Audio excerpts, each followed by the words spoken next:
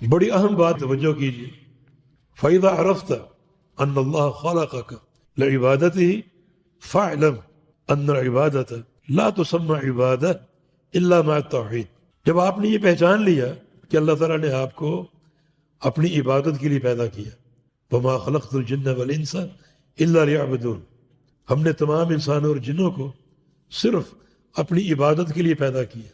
یہ بات معلوم ہے، یہ مقصد تخلیق ہے اور کوئی مقصد نہیں۔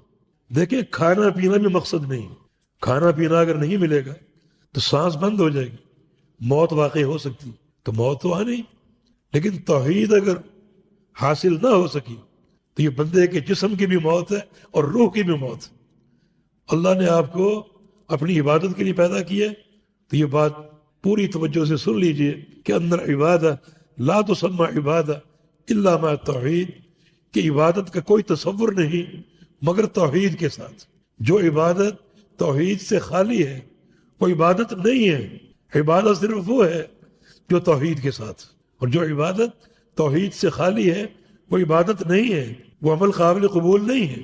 کما ان الصلاۃ لا تسمى صلاۃ الا مع الطہارہ، ایک مثال سمجھ لیجئے کہ نماز نہیں ہے جب تک وضو اور طہارت نہ ہو۔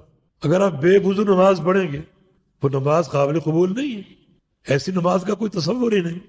اسی طرح اگر عبادت توحید سے خالی ہے تو عبادت بھی ناقابل قبول، پر ایسی عبادت کا کوئی تصور نہیں۔ یہ ایک مثال آپ کو دی ہے، ورنہ آپ جانتے ہیں کہ وضو اگر نہ ہو تو کچھ بدل وضو کے ہو سکتے۔ انسان مریض ہے، تیمم کر لی، یا پانی موجود نہیں ہے، تیمم کر کے نماز پڑھ لی، یعنی وضو کا بدل موجود ہے، لیکن توحید کوئی اس کا بدل نہیں۔ ایک ایسا یہ اساسی رکن ہے ہر عبادت کا۔ آپ حج کر لیں، نمازیں پڑھیں، روزے رکھیں، لیکن اگر توحید سے خالی ہے کوئی حج قابل قبول نہیں، اور کوئی نماز قابل قبول نہیں، کوئی عبادت قابل قبول نہیں۔ ابن قیم رحمہ اللہ نے اپنی تفسیر، جو تفسیر ابن قیم کے نام سے معروف ہے، اس میں ایک زرعی اصول بیان کیا ہے کہ شیطان جو ہمارا دشمن ہے، انسان کو برگلانے کے لیے ترتیب سے جال پھینکتا ہے۔ اس کا پہلا جال کفر یا شرک کا جال ہوتا ہے، کہ بندہ کافر بن جائے یا مشرک بن جائے، اس کے عقیدے میں یا اس کے عمل میں شرک آ جائے، جو پہلا جال پھینکتا ہے۔ اور اگر جو بندہ اس جال کو قبول کر لے اور شرک میں پھنس جائے، ملوث ہو جائے، تو شیطان اسے چھوڑ دیتا ہے کہ جاؤ بچے، جاؤ جا کر حج کرو، نمازیں پڑھو، روزے رکھو، صدقات دو، زکاتیں دو، مجھے کوئی پرواہ نہیں، کیونکہ میں نے تیرے عقیدے میں یا تیرے عمل میں شرک داخل کر دیا، اور شرک کی موجودگی میں تیری کوئی نیکی قابل قبول نہیں، کوئی عمل قابل قبول نہیں۔ تو اللہ کے بندو، یہ اساس ہے جس کے بغیر کوئی گزارا نہیں۔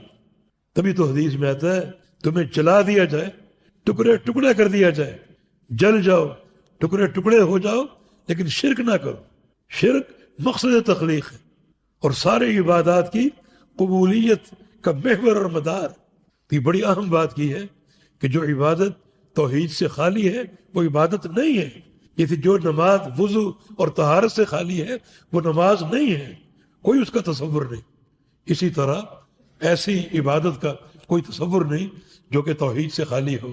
چنانچہ اگر وَإِذَا خَالَتَ الْعِبَادَةَ فَإِذَا عَرَفْتَ أَنَّ الشِّرْكَ إِذَا خَالَتَ الْعِبَادَةَ أَفْسَدَهَا، جب آپ نے یہ بات جان لی کہ شرک اگر عبادت میں مل جائے اور شامل ہو جائے، أَفْسَدَهَا، تو وہ شرک عبادت کو فاسد کر دے گا، عبادت کو باطل کر دے گا، بیکار کر دے گا، وَأَحْبَطَ الْعَمَلَ، اور اس عمل کو گرا دے گا، اس عمل کو باطل کر دے گا، وَصَارَ صَاحِبُهُ مِنَ الْخَالِدِينَ فِي النَّارِ، اور وہ شخص عمل کے باوجود، نمازیں پڑھنے کے باوجود، روزے رکھنے کے باوجود، شرک کی وجہ سے ہمیشہ ہمیشہ کا جہنمی بن جائے گا۔